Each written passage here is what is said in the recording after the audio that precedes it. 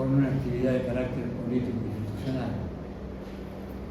Pero la Fundación Ricardo Rojas creyó que no podíamos postergar la iniciación de este año académico, porque la velocidad de los acontecimientos y la profundidad de los efectos que la política de gobierno está teniendo sobre la sociedad argentina nos llevó a la conclusión de que había que empezar a trabajar rápido para ofrecer una alternativa, para buscar un camino distinto, para exponerlo frente a la sociedad. Y decidimos convocar a 2 constitucionalistas de primer nivel, cuya presencia nos enorgullece. Hoy le corresponde esa presentación a nuestro amigo Antonio María Hernández, que todos nosotros conocemos por su trayectoria en la Unión Cívica Radical, pero también y específicamente por su enorme trayectoria académica. Abogado, doctor en Derecho y Ciencias Sociales de la Facultad de Derecho y Ciencias Sociales de la Universidad de Córdoba, profesor de Derecho Constitucional y profesor titular de Derecho Público Provincial y Municipalidad en la misma universidad, profesor de posgrado en distintos doctorados, magíster y especializaciones de varias universidades. Eso en el plano académico. En el plano político, diputado provincial, en su momento en Córdoba, diputado nacional en el 91 al 95, y además candidato a vicepresidente de la República en un momento en que no se caracterizaba por su facilidad competitiva. Hubo que poner el pecho los billetes. De manera que tenemos hoy con nosotros esta combinación adecuada de vocación política y conocimiento, que es la síntesis que a la Argentina le está faltando. La Argentina parece un barco sin timón por la carencia de una diligencia habilitada para conducir con buena formación intelectual, con vocación política y con compromiso. Y por lo tanto, nosotros le hemos invitado a nuestro amigo Hernández para que nos hable de un tema de estricta actualidad. El gobierno ha enviado, ha sancionado el decreto de necesidad de urgencia número 70 y lo acompañó con el envío al Congreso de la Nación de un desafortunado proyecto que incluía 665 artículos de distinta naturaleza, con distinta cantidad de temas, que fue muy inhábilmente manejado por el oficialismo y que culminó en este fracaso medio torpe que hemos presenciado entre todos. Por lo tanto, nuestro amigo Antonio María Hernández nos va a ilustrar acerca de la visión que él tiene desde el punto de vista constitucional y político con relación al contenido de estos proyectos. Pero además, seguramente, se lo pido, va a agregar su visión sobre el total de las cosas que están pasando en el país. Porque no se trata solamente de abordar el tema desde el punto de vista constitucional, hay que abordarlo también desde el punto de vista de la propuesta política. Y Hernández está habilitado para ayudarnos a encontrar la propuesta que el radicalismo debe dirigir a nuestra sociedad mal conducida. Ustedes saben, porque esto es el ABC de nuestro sistema político, que el sueño de los padres fundadores de la nacionalidad fue que nosotros fuésemos una democracia republicana y federal. Esas fueron las ideas que germinaron en la Revolución de Mayo y en un proceso muy complejo, en 10 años, nosotros con la lucha de los caudillos federales López y Ramírez, que terminan con el director Rondó, afirman definitivamente con el rechazo a la Constitución unitaria y promonárquica de 1819 que nosotros íbamos a ser republicanos. Pero a nosotros nos costó 33 años más resolver el otro tema central de la fórmula política: unitarios o federales, en cuanto a forma de Estado y también forma política.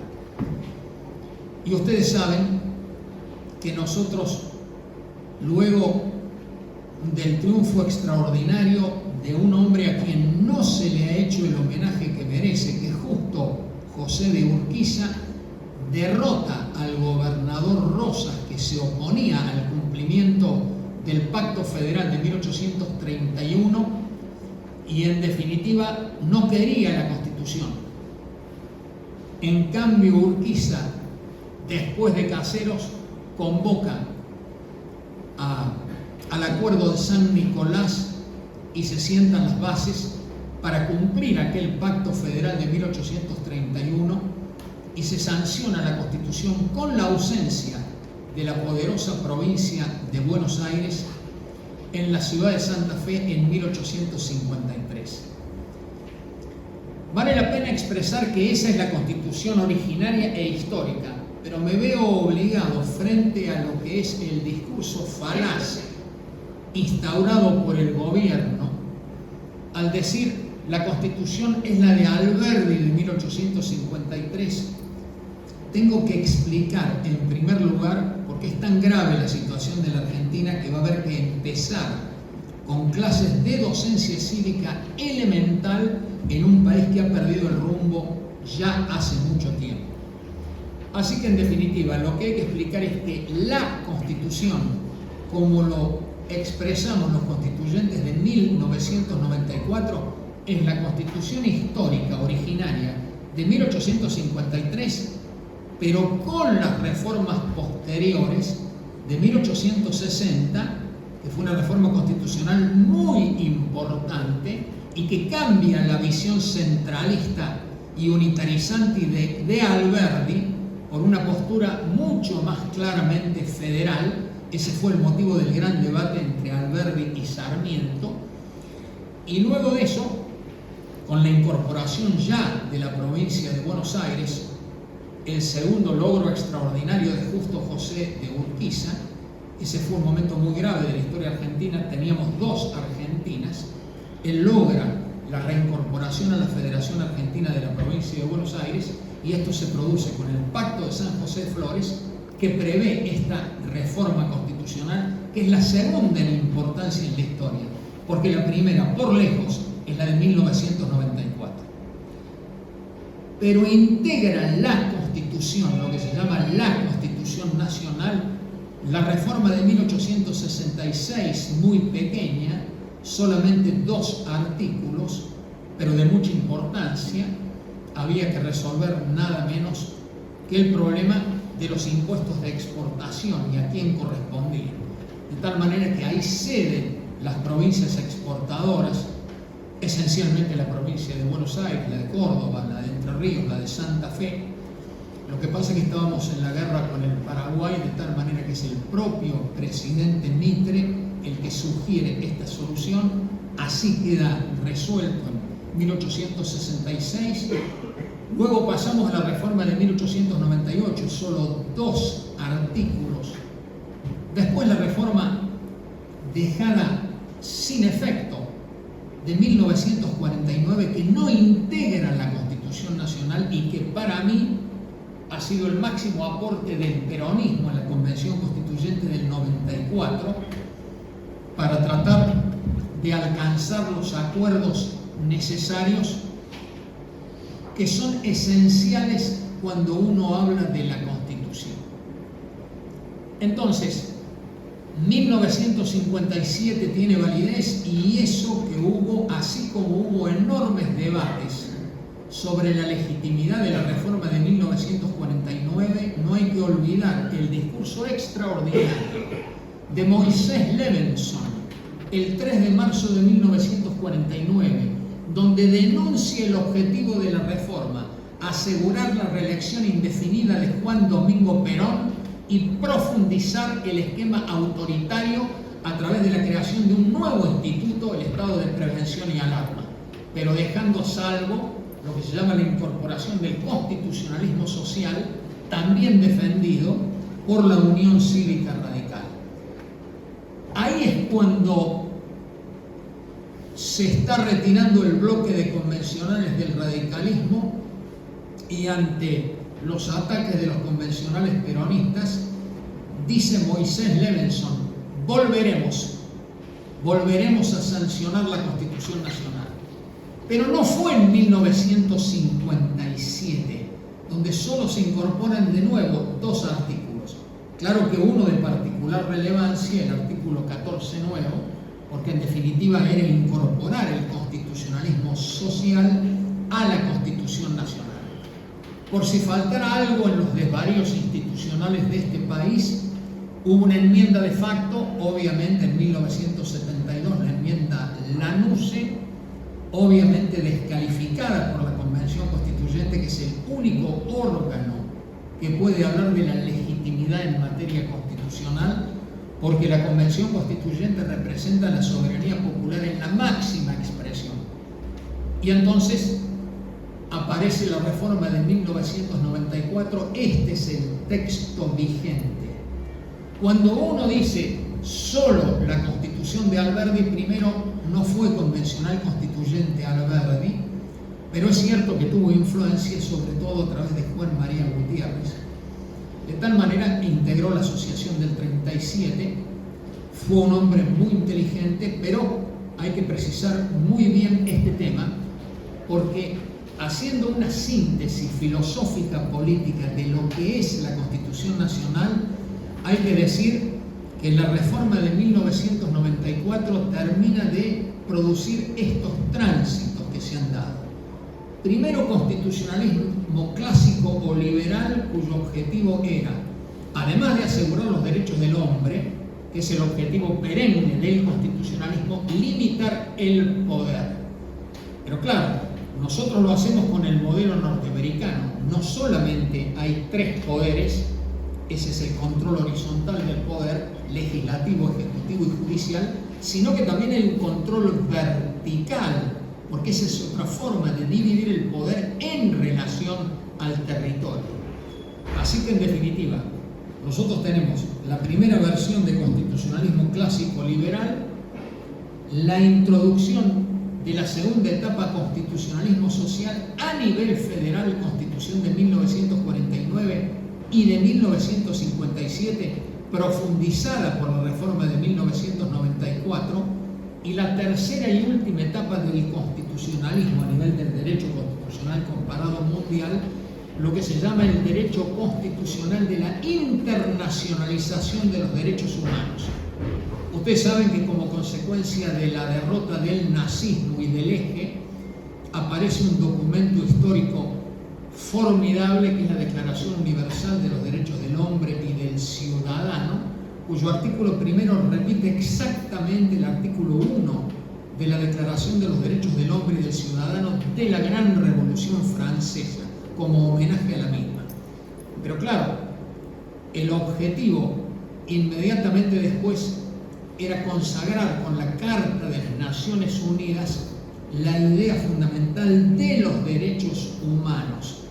Y eso se consagra no solo con la Declaración Universal, sino con una serie de tratados internacionales de derechos humanos de enorme importancia, siendo los más notorios el Pacto Internacional de Derechos Civiles y Políticos y el Pacto Internacional de Derechos Económicos, Sociales y Culturales.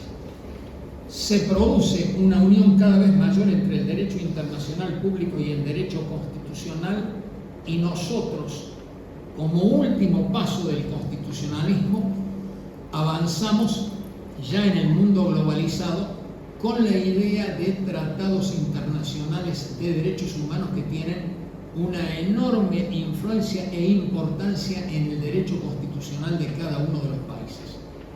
En la reforma del 94, nosotros, a través del artículo 75, inciso 22, le otorgamos a 11 instrumentos internacionales de derechos humanos la misma jerarquía de la Constitución.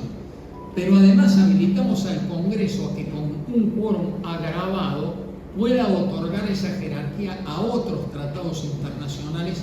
Ya lo hemos hecho, de tal manera que la Constitución Nacional tiene que además ser complementada en una interpretación sistemática y armónica con 14 tratados internacionales de derechos humanos. Así que en definitiva, esta es la Constitución Nacional.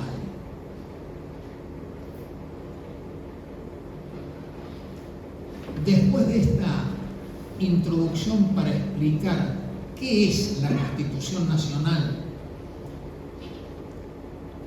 tengo ahora que introducirme en el tema específico.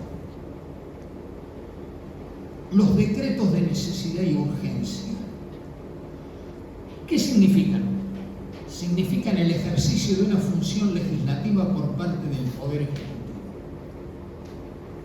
Naturalmente que ustedes saben que en un sistema republicano de división y equilibrio de los poderes, el más importante de los poderes, esto también va a haber que explicarlo cada vez más, es sin lugar a dudas el Congreso de la Nación. ¿Por qué? Porque tiene la máxima legitimidad popular y democrática, es la representación de todo el arco político e ideológico de una sociedad, y porque además no hay constitución en la cual de países democráticos la mayor masa de competencias y funciones corresponda al Congreso de la Nación. No es casualidad, vean el texto de la Constitución argentina, que la mayor cantidad de artículos corresponden, por supuesto, al poder legislativo de la nación. La reforma de 1994 tuvo 7 ideas fuerzas, como lo dije, en el propio seno de la Convención Constituyente y después en mis libros y conferencias. Pero yo me voy a detener especialmente en una de ellas, el problema de la atenuación del muy fuerte presidencialismo argentino, designado como hiperpresidencialismo en otro de los aportes de Carlos Santiago Nino, en su obra Fundamentos de Derecho Constitucional, escrita también en 1992, lo mismo que en su testamento intelectual, Un país al margen de la ley. Es muy importante entender qué significa el hiperpresidencialismo para comprender la reforma de 1994 y qué significa también el problema de la anomia, de la débil cultura de la Constitución y de la legalidad.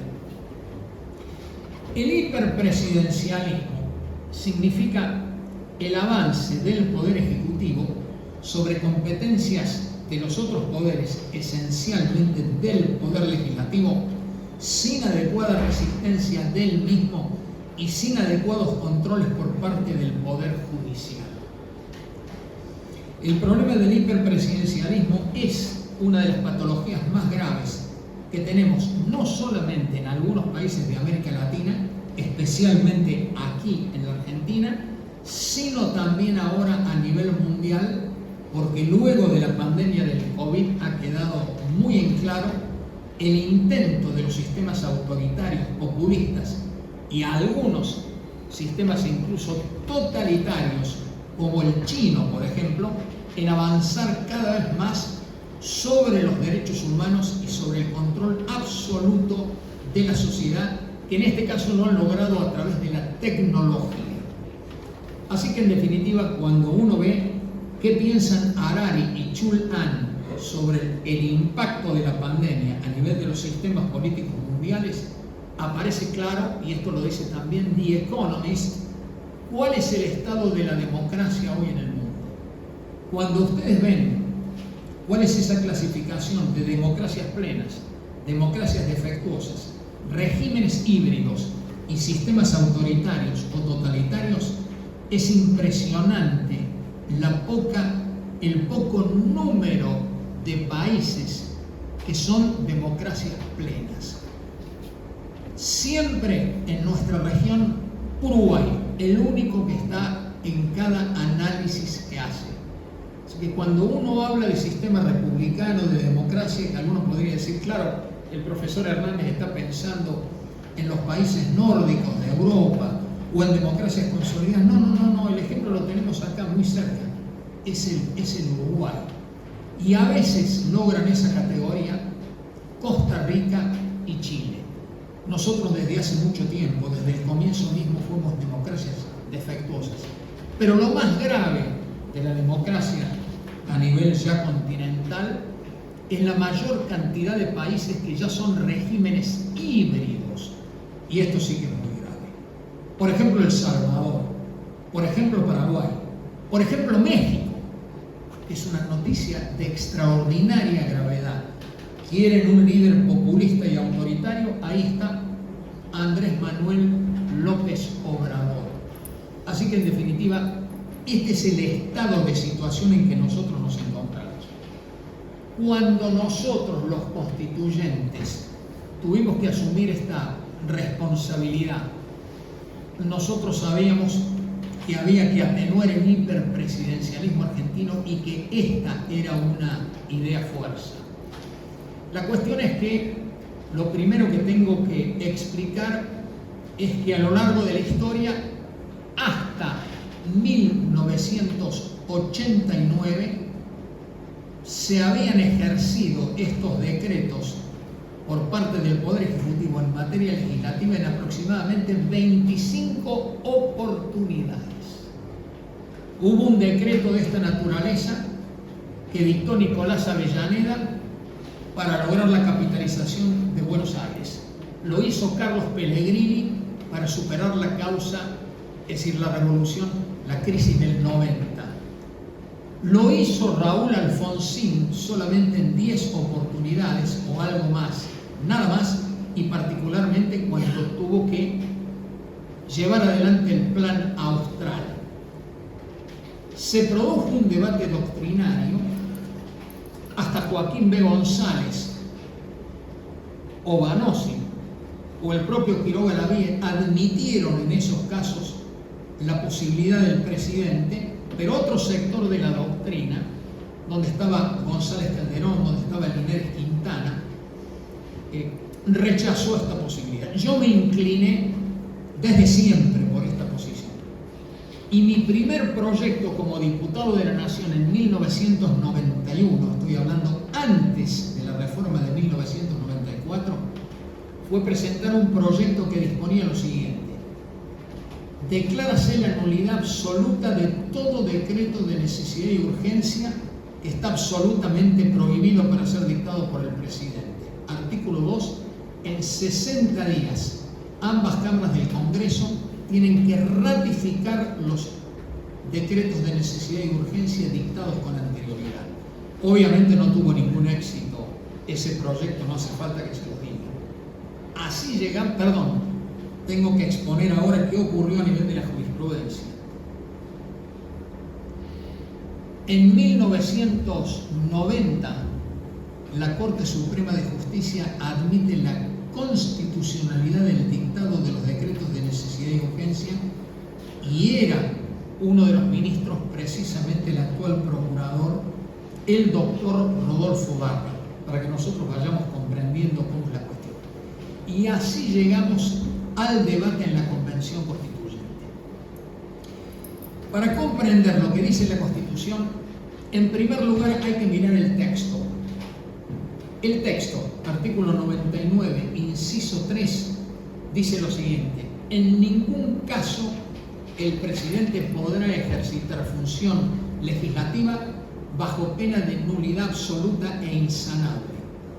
Ese es el primer inciso, el que ratifica obviamente el pensamiento más claro en materia liberal y constitucional y republicana.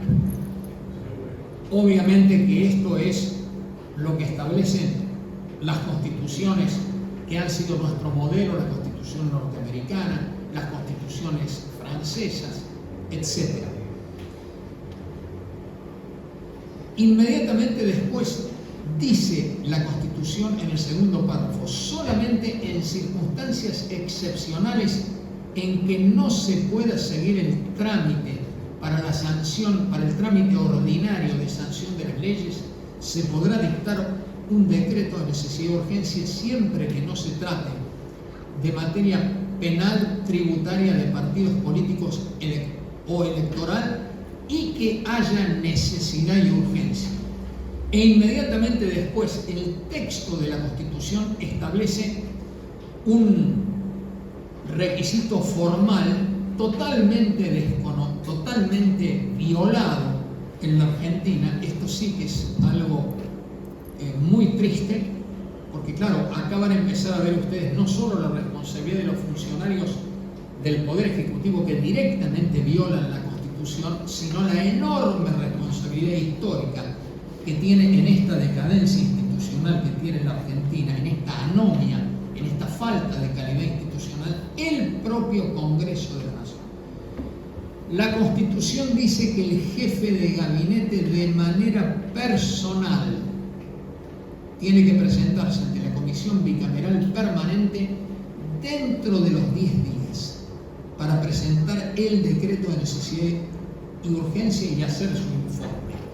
Inmediatamente después la Constitución dice que la comisión, que va a ser reglamentada por una ley, ya vamos a ver qué ocurrió en esta materia, esto fue a través de la ley 26.122 dictada muchos años después, en 2006, fíjense el tiempo que se tomó el Congreso para reglamentar este artículo tan decisivo y tan importante. Después dice que inmediatamente la comisión tiene 10 días para expedir el dictamen, pero inmediatamente el texto de la Constitución dice que cada una de las cámaras, con o sin dictamen, tienen que abocarse de inmediato, de manera efectiva y concreta y por escrito, al tratamiento del decreto de necesidad y urgencia. Esto es lo que dice el texto de la Constitución. Claro, hasta ahí pudimos llegar. Me tocó formar parte de la comisión de juristas del Acuerdo de Olivos, intervine en todo este proceso, en la sanción de la ley reglamentaria, en la sanción de la ley que declaró la necesidad de la reforma, y también estuve en la comisión destinada a la redacción de lo que se llamó el núcleo de coincidencias básicas, donde poco tiene que ver el núcleo con lo que se había firmado en el Acuerdo de Olivos. Quien quiere conocer en detalle estas deliberaciones, que son muy importantes para ver qué es lo que sostuvo el peronismo y qué es lo que sostuvo el radicalismo, puede ver un libro de un convencional constituyente que es profesor adjunto de mi cátedra, se llama Miguel Ortiz Pellegrini. El título del libro es Decretos de Necesidad y Urgencia. Por ejemplo, ahí consta cada una de las reuniones. Obviamente, en nombre del radicalismo, sostuve, como otros constituyentes del radicalismo o miembros de la comisión de juristas del Acuerdo de Olivos, que nosotros teníamos que incorporar o en la Constitución, que no lo pudimos hacer, o luego en la ley reglamentaria, aquello que yo ya había sostenido en 1991.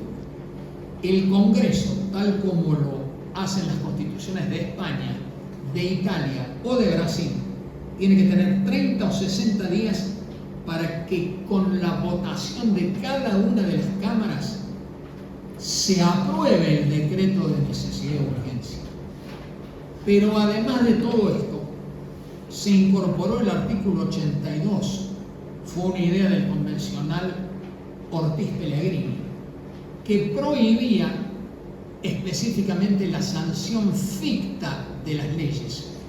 O sea, el Congreso necesariamente tenía que expedirse en esta cuestión.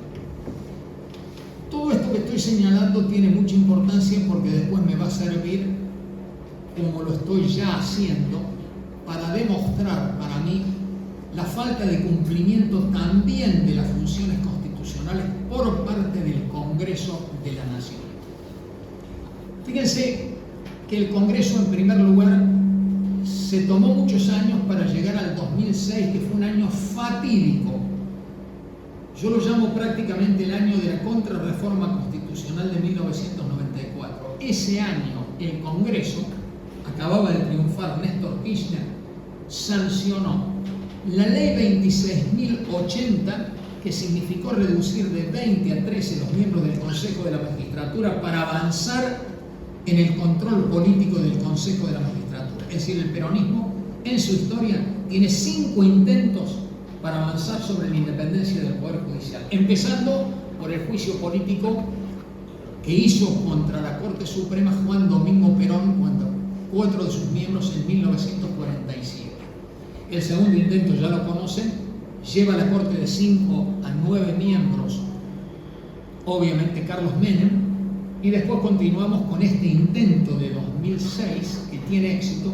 La Corte recién, hace muy poco tiempo, deja sin efecto, es decir, en el caso Colegio de Abogados de la Ciudad de Buenos Aires, la inconstitucional Ley 26.080, que violaba claramente el equilibrio establecido en el artículo 114 para la designación de los miembros del Consejo de la Magistratura.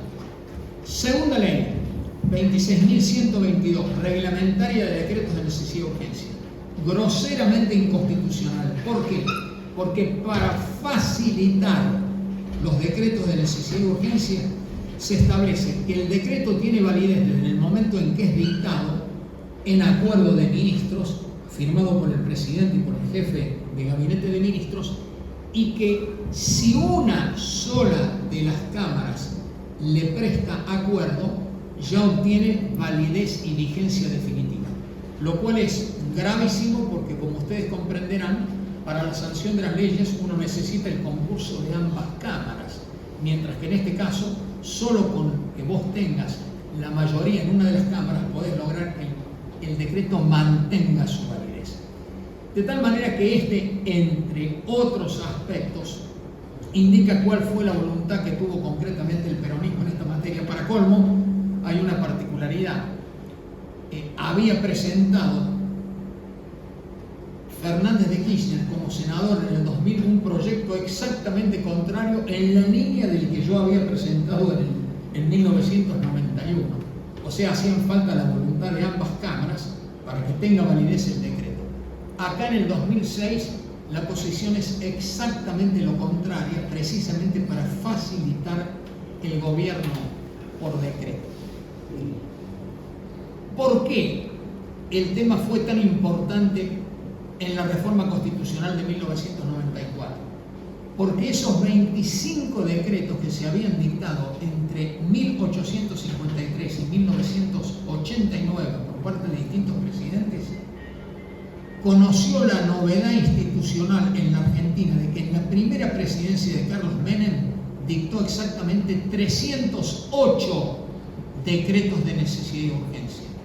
Y por eso, Mateo Goretti y Delia Ferreira, en un artículo muy importante de mucha difusión, dijeron que en la Argentina había gobierno por decreto, no gobierno por medio de leyes, ya con el peronismo, antes de la reforma, sino gobierno por decreto. Así llegamos a la reforma del 94. Yo ya hice una exposición sintética de lo que dice el texto de la Constitución Nacional y he dicho en muchas conferencias, ante muchos medios de prensa, que no hay que ser un constitucionalista para entender lo que dice la Constitución. Es clara, es precisa, cualquiera puede entender perfectamente que un decreto de necesidad y urgencia es una situación absolutamente excepcional, tan excepcional como que se da solamente en el caso en que no se pueda reunir las cámaras. ¿Cuándo no se pueden reunir las cámaras? Claro, porque ha ocurrido un terremoto, ha ocurrido un maremoto, porque no funciona el sistema aéreo del país, porque hay alguna circunstancia tan excepcional que impida la reunión de las cámaras. Claro que esto ahora, con el avance de la tecnología, ya prácticamente es imposible, porque entre otras cosas, eso sí ha sido positivo, la pandemia hizo avanzar enormemente el tema de la virtualidad tecnológica y muchos congresos se empezaron a reunir de esa manera, de tal manera que tampoco acá hay un argumento para facilitar la posibilidad de que sea tan excepcional la situación para que el presidente pueda pensar en un decreto de necesidad y urgencia. Les quiero decir que acá hay una jurisprudencia que va desde Video Club Dreams, desde Berroqui, y ya me voy a situar en los últimos dos casos, porque esa parte y este análisis de los argumentos muy precisos sobre la inconstitucionalidad del decreto 70/2006 2023 van a estar a cargo del doctor Pablo Manili, porque nos hemos dividido así la tarea. De tal manera que yo quiero hacer un análisis más global, una perspectiva más histórica, más politológica, para analizar el problema del hiperpresidencialismo.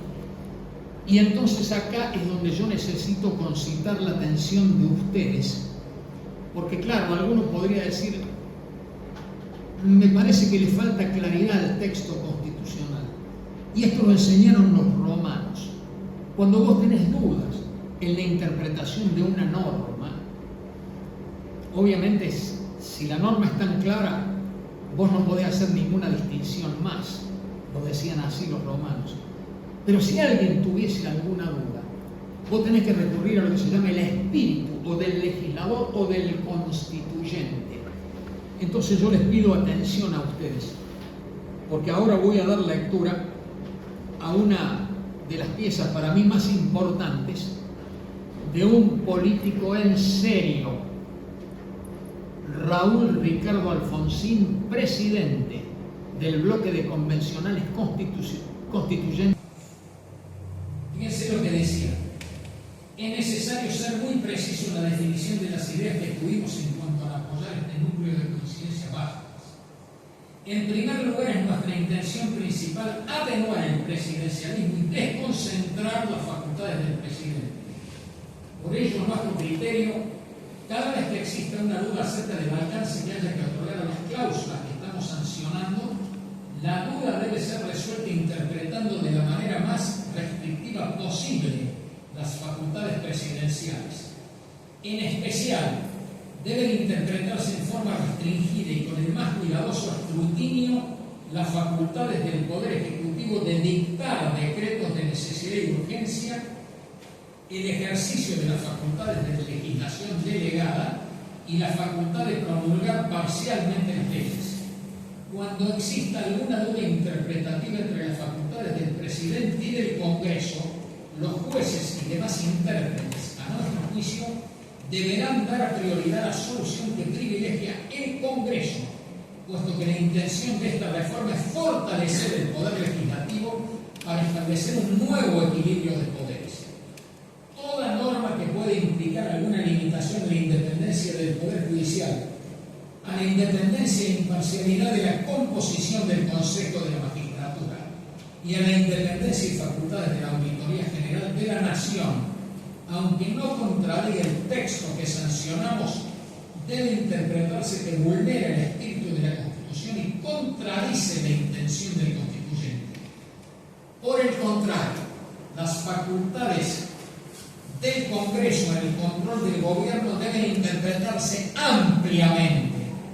Se debe tener presente que nuestra intención al sancionar estas reformas tiende a evitar la degradación de la democracia y de las instituciones que ponía en peligro nuestra república a través de la institucionalización del modelo de democracia delegativa. Dicho modelo se caracteriza por una enorme concentración del poder político en el Ejecutivo y por la idea de que por medio del sufragio se delega al presidente el derecho de hacer todo lo que le parezca adecuado.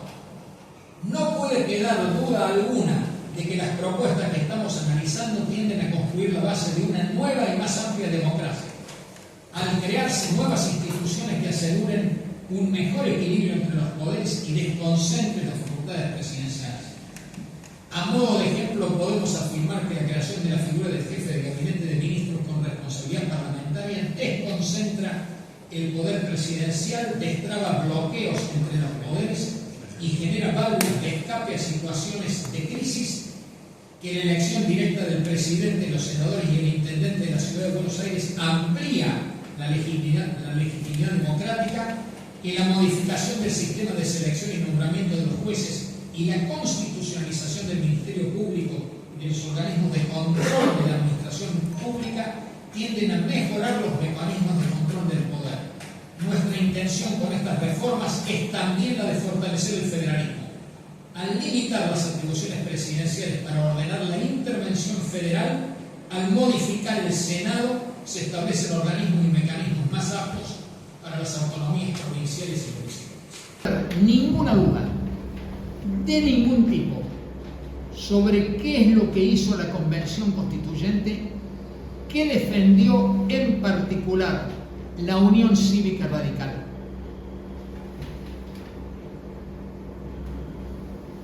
Paso ahora a explicar qué ocurrió después de la reforma. Defendiendo el diseño constitucional. No tengo ninguna duda que los presidentes sucesivos, empezando por Menem, siguiendo por De la Rúa, siguiendo por Duhalde, siguiendo por los dos Kirchner, siguiendo por Fernández y por Milei, han violado groseramente la Constitución Nacional. 550 decretos de necesidad y urgencia dictados aproximadamente por Carlos Menem en sus dos presidencias. 250 decretos de necesidad y urgencia aproximadamente Néstor Kirchner. 150 Duhalde. 70 Mauricio Macri. Más de 150 Fernández. Y hasta ahora muy pocos, pero me voy a detener en el análisis de uno de ellos, el decreto 70, el actual presidente Milei. ¿Queda claro cuál fue la intención del constituyente? Queda claro lo que es una de las características de la decadencia argentina, la muy baja calidad institucional. Todo aquello que denunciaba Alfonsín, una democracia delegativa, que ha explicado muy bien desde la ciencia política O'Donnell, esta expresión que se ve en muchos líderes políticos de América Latina. En los populismos autoritarios, cualquiera sea su signo, de una pretendida izquierda o de una derecha explícita, como conocemos, todos parten de la base de ejercitar el hiperpresidencialismo en contra de las respectivas constituciones nacionales, profundizando lo que se llama el hiperpresidencialismo y con responsabilidades a veces muy graves, como en nuestro caso, del propio Congreso de la Nación, que no defiende sus competencias, que no defiende la Constitución Nacional. ¿Cómo será de grave el tema en la Argentina? Que en este libro, que me publicó la Universidad Nacional de Córdoba a 25 años de la Reforma Constitucional de 1994, destino un capítulo a explicar los incumplimientos constitucionales. ¿Saben cuántas leyes reglamentarias de la gran reforma de 1994 nos debe el Congreso de la Nación? 25. ¿Saben que hace 15 años no tenemos defensor del pueblo? ¿Saben que no podemos terminar de integrar la Corte Suprema o de designar al Procurador General? Es decir, la anomia de que nos hablaba Carlos Santiago Nino, un país al margen de la ley, donde, como él lo explicaba, las violaciones van desde las más humildes ordenanzas hasta la Constitución Nacional. Ustedes saben que este tema me ha preocupado mucho. He dirigido con criterio interdisciplinario 3 encuestas de cultura constitucional. La primera en el 2004, el sociólogo a quien convoqué fue Manuel Mora y Araujo, el politólogo que siempre me acompañó, Daniel Sobato, director de IDEA Internacional, organismo asesor para la democracia y el sistema electoral de las Naciones Unidas. Él fue el director para América Latina. Esto fue publicado como libro en México en el año 2005. En el 2014 llevo adelante la segunda encuesta. Ya el sociólogo fue Eduardo Fidanza, publicado el libro que es fácil de conseguir por la editorial de UDEVA de la Universidad de Buenos Aires en 2016. La tercera encuesta acabamos de publicarla a fin de año pasado, la tenemos que comentar más en detalle. Datos que tengo que dar. ¿Cuál es la causa principal por la cual se viola la Constitución y las leyes en la Argentina? Primera de las respuestas, porque no funciona bien el Poder Judicial.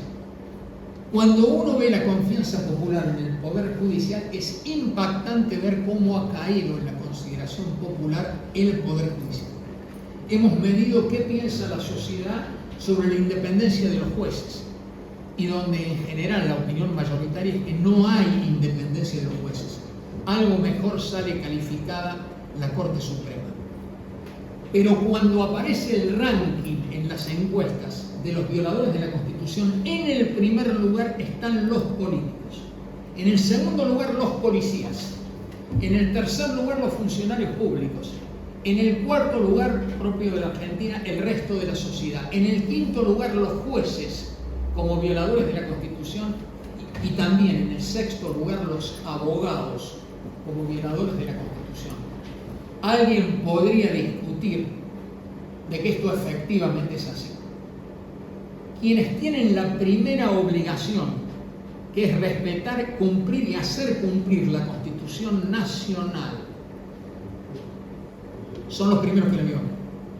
Los diputados y senadores nacionales, que son los primeros que tienen que gobernar con la Constitución en la mano, como lo decían Raúl Alfonsín y Arturo Illia.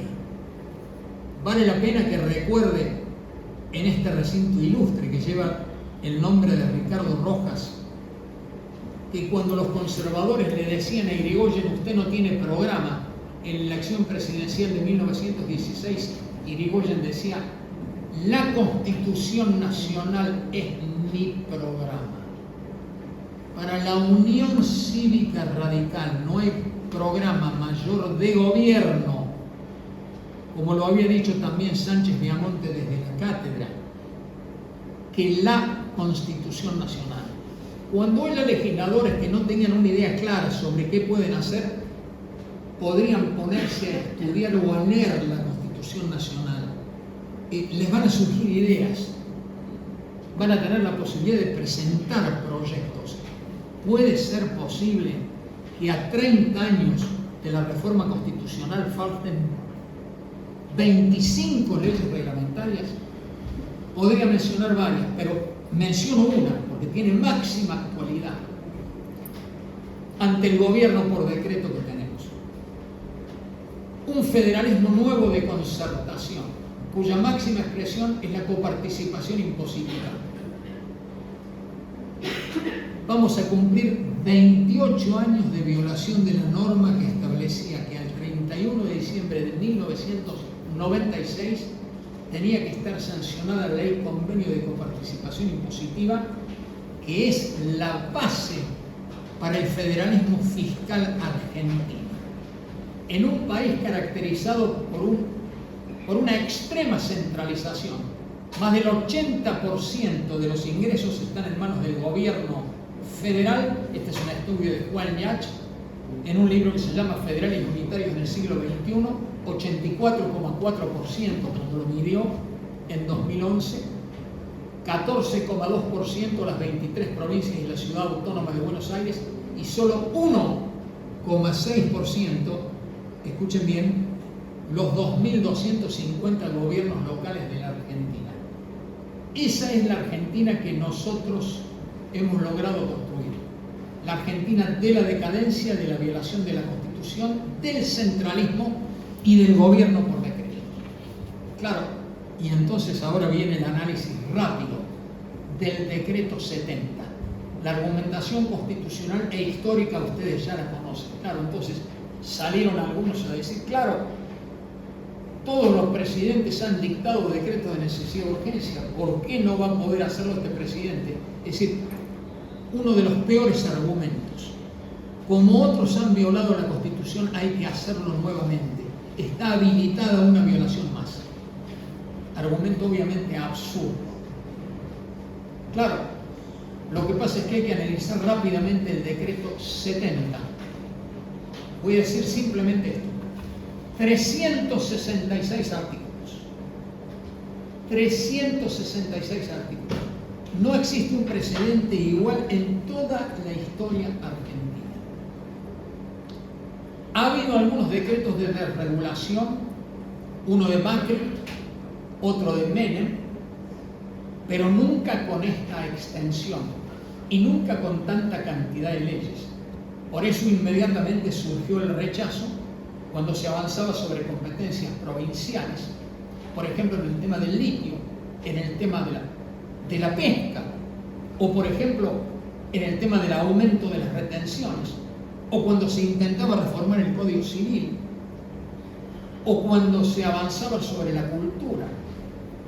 Así que en definitiva, eso, por no hablar de otros aspectos grotescamente inconstitucionales, declaraba 8 emergencias, lo cual batía el récord, porque el récord anterior, claro, era la ley 25.561, emergencia, época de Duhalde, 5 materias. Claro, después tuvimos la 27.541, 9 materias, acá nos acercamos, pero por decreto. Jamás una declaración de emergencia puede ser hecha por decreto de necesidad y urgencia. Jamás. Artículos 14, 19 y 28 de la Constitución y tratados internacionales de derechos humanos, particularmente opinión consultiva 6 de la Corte Interamericana de Derechos Humanos. Todo lo que signifique reglamentación de derechos constitucionales solo se puede hacer por ley. De tal manera que no hay ninguna duda de ningún tipo, y por eso me asombra de que haya una cierta división en el bloque de diputados, espero que no sea también en el Senado, de la Nación, sobre qué se puede hacer con el decreto de necesidad y urgencia y si el decreto puede ser de pronto abierto para considerar algunos aspectos de manera legal y otros de manera ilegal. Respuesta: lo impide la propia ley reglamentaria 26.122. ¿Por qué no utilizaron el tiempo para pedir la derogación de la ley 26.122, que fue la segunda ley? Falta la tercera, a la cual me tengo que referir. ¿Saben que ese año fatídico de 2006 se le quitó la mayor de las competencias al Congreso, que es la de hacer, una de las mayores, el presupuesto de la Nación? Porque por la modificación del artículo 37 de la Ley de Administración Financiera se facultó al jefe de gabinete de ministros y al presidente a que por decreto de necesidad y urgencia modifiquen el destino de las partidas. Por eso, el actual presidente, conociendo esto, ha, claro, prorrogado el presupuesto del año anterior, precisamente para prescindir del Congreso. Y el Congreso, en vez de hacer lo que correspondía, está ordenado, es inmediatamente tratar un nuevo presupuesto, porque todos nosotros sabemos que las mayores competencias son las del Congreso y que ningún gasto se puede hacer sin una partida legal presupuestaria que lo autorice. Así que esto es de una gravedad extrema. Así que en conclusión, el decreto es nulo, de nulidad absoluta, y fíjense el tiempo que duró el presidente de la Cámara de Diputados, y donde afortunadamente, de manera tardía, pero por lo menos levantó la voz el Comité Nacional de la Unión Cívica Radical y los diputados que firmaron, también el presidente del bloque de senadores, que le pidieron al presidente de la Cámara de Diputados que termine de designar los 8 integrantes de la comisión bicameral. Y parece que se va a producir la primera reunión precisamente el jueves que viene. Debo decirles de paso que ya todos los plazos están vencidos, que ya no importa lo que diga una comisión asesora como es la comisión bicameral permanente, porque ya el Congreso debiera rechazar de inmediato y por cada una de las cámaras el decreto ese de necesidad y urgencia. Es tan grave la situación institucional que a los pocos días de dictado del decreto de necesidad y urgencia, el presidente envía lo que se llama la ley ómnibus, a la cual me tengo que referir brevemente, pero además convoca sesiones extraordinarias. Fíjense, convoca hasta el 31 de enero, lo cual significaba que el Congreso, escuchen bien lo que voy a decir ahora, tenía que tratar 1030 normas 366 del decreto de necesidad y urgencia, más 644 de la ley ómnibus en menos de 30 días. Cuando cualquiera que conozca el ABC de la materia legislativa, no hablemos ya además de lo constitucional, sabe lo complejo que significa sancionar leyes y sabe que hay procedimientos que vienen desde la más remota antigüedad, porque ya me voy a referir a Roma en esta materia para no pasar por la obra clásica de Jeremy Bentham sobre lo que son las técnicas legislativas que requieren de un tratamiento serio, donde un proyecto entra, va a las comisiones respectivas, no a pocas comisiones, y luego de esos debates, donde hay verdadera democracia deliberativa, escuchando a los sectores interesados de la sociedad, los legisladores con la representación y la potestad popular aprueban un proyecto. Así que en definitiva, tengo que hablar ahora brevemente de la ley ómnibus. La ley ómnibus es un disparate en sí mismo. Lo habían explicado los romanos en la ley Cecilia Livia del 98 a.C. Habían explicado que cada proyecto de ley solo puede tratar uno o a lo sumo dos temas conexos, nada más, porque la seriedad elemental, la inteligencia aplicada a lo que significa el debate y a la discusión sobre un proyecto te lleva a que necesariamente se trate un solo tema. Pero claro, como nosotros somos los campeones de las trampas, no sabemos que eso que estaba ya regulado en Roma hace más de 2100 años y que fue utilizado en la famosa Horacio de Domo Sua, en la defensa hecha por Marco Tulio Cicerón, el más grande abogado de Roma, cuando está condenado al exilio, también critica lo que se llama la ley Satura, la ley ómnibus, en virtud de la cual él había sido sancionado. Esto de ahí pasó a Inglaterra. Hay antecedentes muy importantes que señala el profesor Alberto Garay en un artículo sobre esta materia publicado hace años en la revista de Rubinsal Pulsoni.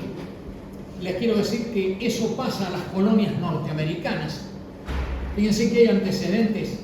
Por ejemplo, cuando ya eran estados las colonias, en 1818 ya se prohibía una ley ómnibus en el estado de Arkansas. Pero además de todo esto, hay 43 estados dentro de los 50 estados norteamericanos que prohíben ley ómnibus. Y hay proyectos que se están tratando en este momento en el Congreso norteamericano para prohibir todo vestigio de ley ómnibus. Pero resulta que en la Argentina también nosotros empezamos con esa práctica que comenzó también en el periodo del menemismo, como aprovechando la ley de presupuesto para colocar cualquier cantidad de temas, y esas trampas obviamente después fueron reproducidas hasta llegar a estos ejemplos que yo he citado. Es decir, lo de la ley ómnibus era obviamente un disparate en sí mismo, que obviamente no podía tener otro destino del que finalmente tuvo, más allá de los esfuerzos que hizo la oposición para ver si podía entender el Poder Ejecutivo que lo que tenía que hacer simplemente era remitir al Congreso de la Nación una serie de proyectos de leyes, pero en modo alguno intentar lo que hizo y que nos llevó directamente a un fracaso. Así que nosotros estamos hoy ante una situación, y acá, después de haber analizado el tema de la ley ómnibus de esta manera, solo bajo el punto de vista constitucional, no tengo tiempo para hacer otras consideraciones. Fíjense que sacaron ya, cuando trataban de acordar, sacaban los temas importantes que había en la ley ómnibus. Por ejemplo, había algunos destinados a cumplir con la Constitución. Por ejemplo, juicio por jurados. Dejé un proyecto como diputado nacional a favor del juicio por jurados. Cumplir la Constitución para ver cuál es la representación de cada provincia. Fíjense ustedes lo que significan las violaciones constitucionales y lo que significa esto para la provincia de Buenos Aires, que es la más poblada. que tiene hoy solamente 70 diputados nacionales frente a lo que nos dejó una ley del proceso militar donde como mínimo algunas provincias tienen 5 diputados nacionales, con lo cual vale 10 veces menos el voto de un bonaerense, de un santafesino o de un cordobés que el voto de alguien de Tierra del Fuego o de Santa Cruz. Si fíjense la magnitud de las inconstitucionalidades que hay en la Argentina. Por si faltara algo, habían incorporado con acertado criterio la transferencia de la justicia nacional. Pueden creer que en el proyecto que iban a tratar sacaron eso, que yo espero que insistan con el proyecto que corresponde, aunque ya hay proyectos presentados, porque eso es fundamental para cumplir la reforma del 94. ¿Cómo puede ser que el interior del país se haga cargo de los sueldos de la justicia civil, comercial, penal de la ciudad de Buenos Aires? Así que en definitiva, reflexiones finales. ¿Se puede gobernar por decreto? Como ya lo anuncia Sturzenegger, y dice que va a haber miles de decretos que van a reproducir cada uno de los proyectos que intentaron en el decreto de necesidad de urgencia o en la ley ómnibus. La respuesta ya está. Eso es groseramente constitucional. Eso significa gobierno por decreto. Ese es el gobierno más unitario de todos, el más centralista de todos, el más antiliberal de todos, porque la paradoja es que cualquiera que sepa que el hijo mayor del liberalismo como filosofía política es el constitucionalismo, y que el constitucionalismo tiene como objetivos perennes asegurar los derechos de los hombres y limitar el poder. ¿Por qué? ¿Por qué? Porque la concentración de todos los poderes en una sola mano, como lo decía James Madison, padre de la Constitución norteamericana, es la verdadera definición de la tiranía.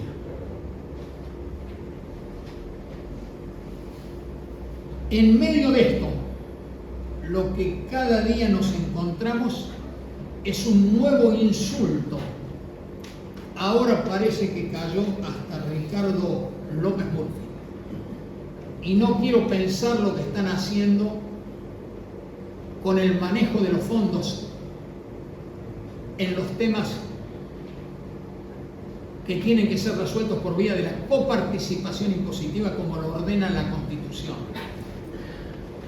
Así que no hay ninguna duda que la Argentina, en este momento tan complejo, lo único que puede hacer con toda certeza es aferrarse a la Constitución Nacional, porque esa es la única manera en que nosotros podemos resolver los problemas estructurales, que son muy graves y complejos, que tiene la sociedad argentina. El primero de los objetivos del preámbulo es constituir la unión nacional.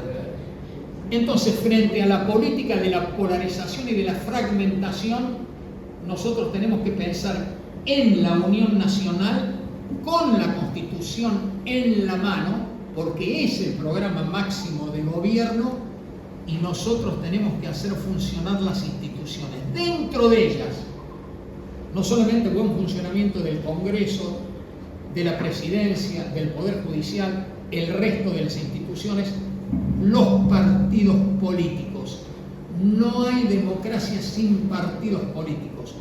Yo tengo que convocar al partido histórico por antonomasia, al partido que más ha sido ofendido e insultado por el actual presidente, que es la Unión Cívica Radical, a que cumpla su ejecutoria histórica. Nosotros somos los abogados del federalismo, de la democracia, de los derechos humanos y de la libertad. Nada más.